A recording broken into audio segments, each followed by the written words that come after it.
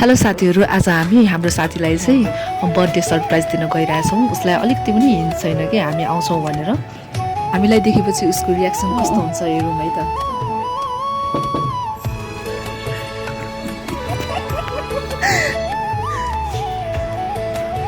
त्यो चाहिँ किन राख्नु नि? Happy birthday to you Sumita. Happy birthday dear.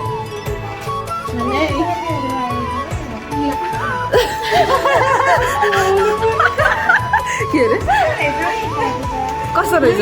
राम्रो लागेन? कस्तो लाग्यो?